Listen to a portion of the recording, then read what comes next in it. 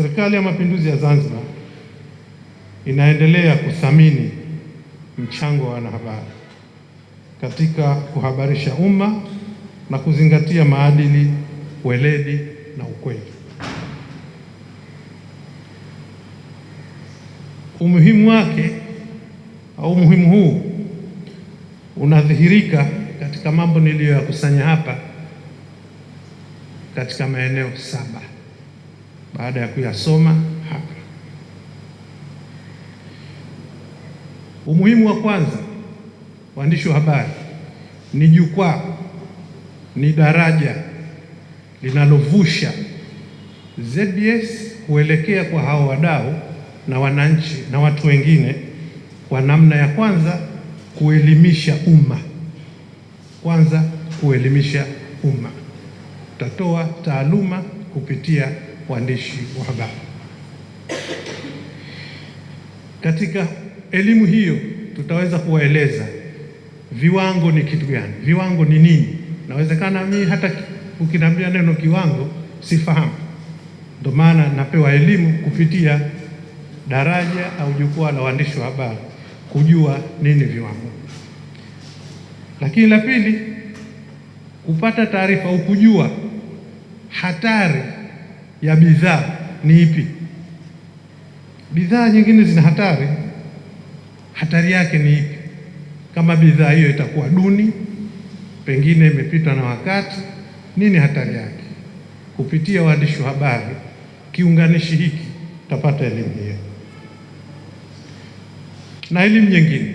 Lakini pia kutambua nembo, hiki kifaa au hii bidhaa kweli imethibitishwa na ZBS. Nitafahamu baada ya kupewa elimu na wenzetu wanahabari watakaoshirikiana na ZBS.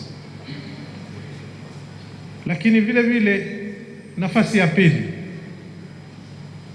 wanahabari tuna nafasi ya kutoa taarifa za kibiashara ambazo zinatengenezwa na ZBS. Taarifa sahihi wafanyabiashara watazipata kupitia waandishi wa habari zinazotangazwa na ZBS. Mimi kwa leo kwa mara ya kwanza ndo nafahamu kwamba ZBS inakwenda kujenga maabara kubwa ya kisasa katika ukanda wa Afrika Mashariki na pengine Afrika Mashariki na Kati. Ningeajuaje kama si jukwaa hili la 4 la wanahabari? Kwa hiyo nafasi yetu wanahabari ya kuwafikishia taarifa sahihi wafanya biashara ni kubwa na ina umuhimu wa kipekee. Lakini wazalishaji na waagizaji wa bidhaa, eneo jingine ni ulinzi wa mtumiaji. Sisi ndo tutakayemlinda mtumiaji, sema kule madhara na hatari tutaziainisha. Kwa hiyo tunachukua nafasi ya kufikisha ulinzi. Kwa hiyo wanahabari, jukumu letu ni kubwa. Bara ambao ni kubwa Afrika Mashariki, ambayo itakuwa pale Dunga. As we speak, sasa hivi kiwanja kile kinakuwa cleared. Tulipewa na Mheshimiwa Rais kupitia Wizara ya Viwanda na Biashara katika eneo la viwanda Dunga, eneo la eka 4. Kiwanja kinasafishwa sasa hivi, kinajengwa ukuta na tunategemea before the end of December tutaanza ujenzi wa maabara zile. Ni jengo la ghorofa 10 ambayo itakuwa ni maabara ya aina yake ya Afrika na Mashariki na Kati. Kama alivyosema mwenyekiti, tunataka kufanya Zanzibar iwe center of excellence ya maabara. Tunapoongelea utalii wa bichi, tunapoongelea utalii wa kuja kwenye matamasha tofauti na mikutano, tunataka watu sasa waje Zanzibar kuja kupima vitu, watoke Kenya na sampo zao ije hapa.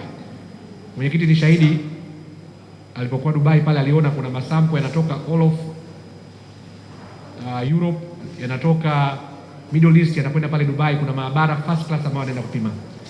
Kwa ni vitu ambavyo vinaweza kufanyika na tunataka kufanya hapa Zanzibar. Lakini pia tunaanza na ujenzi wa ofisi na maabara pale Pemba kwa mwaka huu pia wa fedha, na kwa upande wa Pemba tayari maabara ya mafuta na gesi iko pale Zanzibar, Pemba, na ishaanza kufanya kazi kama serikali inavyokuwa na wito wa kuifungua Pemba kiuchumi, na sisi tuko mbele katika hilo, na maabara hii kabisa inaanza kufanya kazi, na meli ambazo zinashusha sasa hivi mafuta kwa upande wa Pemba, maabara ya Pemba inafanya kazi ya maabara ya mafuta na gesi. Lakini tuna kituo cha ukaguzi wa magari pale.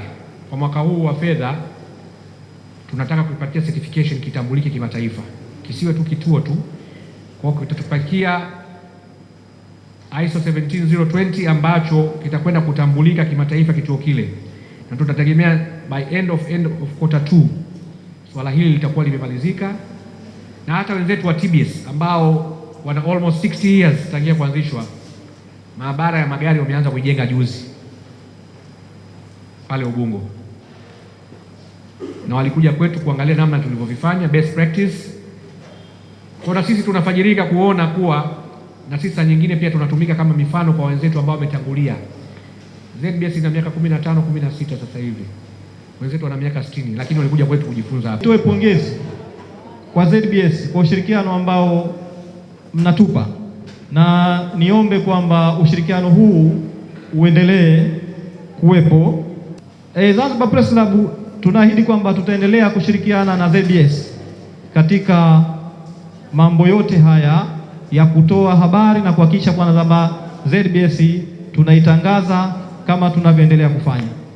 Na jambo la 4, nitoe wito kwa taasisi za umma nazo ziige mfano wa ZBS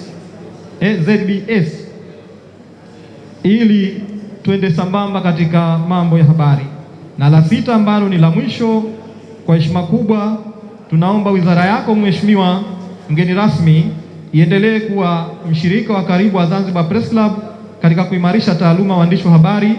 Tunaomba kuendelezwa kwa ushirikiano katika kujengewa uwezo wanahabari, kuboresha mazingira ya utendaji wa taaluma, kuimarisha upatikanaji wa taarifa za umma na kuhimiza matumizi ya teknolojia za kisasa.